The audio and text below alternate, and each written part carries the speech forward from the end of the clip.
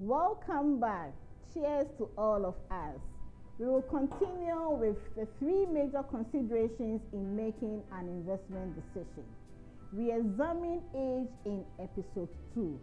Now we will consider the third one, which is investment objectives. So please stay with me. Investment objectives are the reasons why we invest, as simple as that. Our investment objectives are arrived at through a conversation with an investment expert who will tease out from us what we really need to do and why we need to do it at that particular time. In some cases, we are able to define our own investment objectives based on our decisions at a particular time. See, what works for Ms. Jones may not work for you. So what will define what to do may be different from what somebody else must do at that particular time. Our reasons for investing must always align with our personal needs and personal aspirations. And I would like to share 3 typical motivations underlying investment objectives. The first is growth. The second is income. And the third is security. Let's bear that in mind anytime we need to take investment decisions. Let's look at growth in detail. Growth is an investment strategy that focuses on increasing our capital. So whatever we put aside, we want to see some increment in it.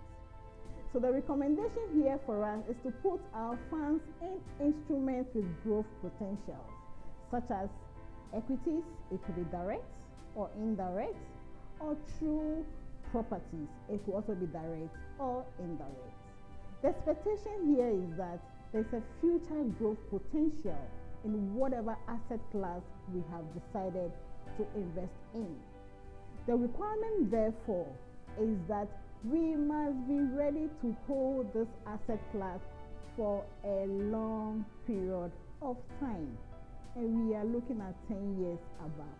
We must remember that when the focus is on growth, we must have a long-term investment horizon for this group of investments. So we are looking at a minimum of 10 years. In this, we can expect growth through capital gains on whatever we have invested in. Now let's look at income.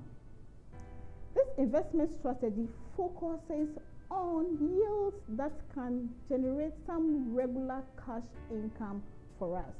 It could be monthly, quarterly, half-yearly, or annually. That must be defined by you. Examples will include interest-bearing instruments, dividends on equities you had invested in. It could be listed equities or non-listed equities, rental income from whatever investment you may have done, direct properties or indirect property. Examples of investment instruments in this group where you can achieve some income include bonds. This could be private bonds, it could be corporate bonds, it could be government bonds. Or we could also look at a balanced fund mutual fund where the asset classes include some equities and money market instruments. Now the very final one, that is security. Let's examine the concept of investment security. This strategy focuses largely on safety of our investment. So we are at the point where we don't want to lose any aspect of our investment. We want to make sure that we maintain our capital as it was invested. So safety here is the focus. And safety here implies what? The preservation of our capital.